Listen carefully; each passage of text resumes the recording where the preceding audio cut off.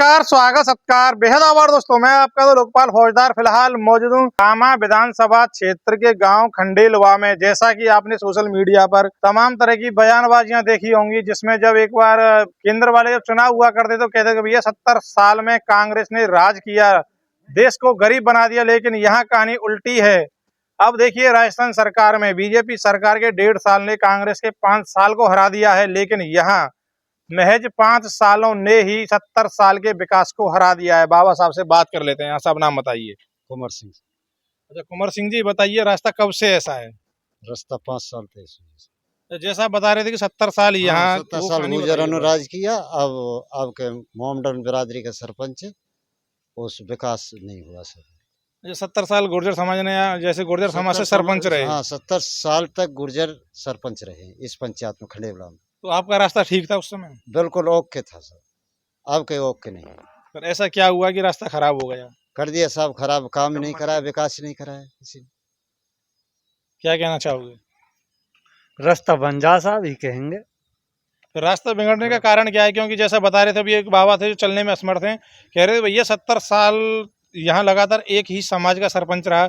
जब गौरव पथ वसुंधरा के समय बनाए गए गौरव पथ बने थे, जो कि आज भी मौजूद हैं, लेकिन वर्तमान जो यहाँ सरपंच है उसने रास्तों की तरफ कोई ध्यान नहीं दिया। कोई ध्यान ना दे साहब, कोई ध्यान ना रास्ता ही सरपंच ने फोड़वा के और यहाँ में खराब लाइन कर दाब दियो। दी और अब खराब कर दी ना साहब। पानी सब आ कोई रहा। काम ही ना है अब। ऐसा तो नहीं आपने वोट नहीं दिया उस सरपंच को? अरे साहब, वोट फोट क्यों ना, वोट ना देते तो सरपंच कौन कहाँ बन जाते, गाँव में वोट ना देते।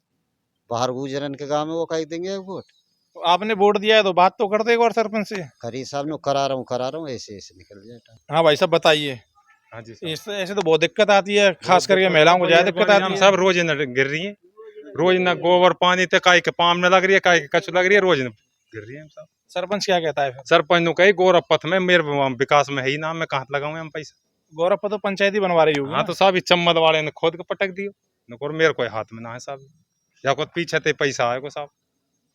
दोस्तों, ये तो ये नियम में था कि भैया अगर चम्बल लाइन डालने के जरिए कहीं रास्तों को तोड़ा जाता है तो उसका मेंटेनेंस कराया जाना था, लेकिन मेंटेनेंस नहीं कराया गया। यही हाल है। आप देखिए, एक भैया जो निकल के जा रहे हैं बाइक वाला, आप देखेंगे किस तरह से इस दलदल में होकर के जाएगा। एक अभी माता जी हमारे साथ खड़ी हुई हैं, बात कर लेते हैं। हाँ माता जी, क्या नाम है आपका? संतोष। ये रास्ता कब से ऐसा है? रास्ता 5-6 साल तो ऐसा ही है। ऐसे ही पानी भरा रहता है इसमें? ऐसे पानी भरो रहे ना, लिकड़ो जा चलो जा गिरे यूं ही। सरपंच क्या कह रहा हो? सरपंच ना बनवाइयो कि मेरे वहाँ में है ही ना, ही सरकार पीछे तो बनवाएगी। अच्छा, और ये मेन रास्ता होगा साहब मेन अंजनी के रास्ता लिए। ये रास्ता जाता कहाँ पे है? अंजनी माता के जा रहा हूँ। गंगोरा छपरा मेन रास्ता आई साहब वाले को लेकर सब जहाँ आते।